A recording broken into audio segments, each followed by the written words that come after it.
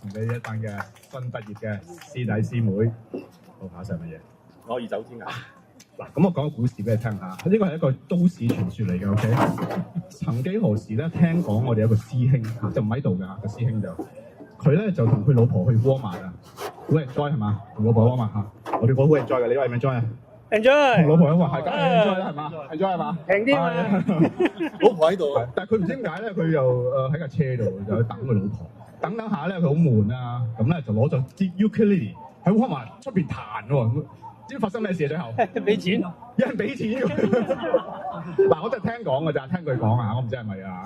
咁啊，當然啊，我哋一 ukulele 咧個特色咧就係好輕便嚇，咁就唔似啲 full band 咁咧一抽二掕，我哋隨時都攞出嚟嚇，有需要咧就要喺窩馬可以喺窩馬度彈啊咁啊，所以我哋一支嘅 ukulele 就可以走天涯。咁所以我哋送一首歌俾大家，叫做《我要走天涯》。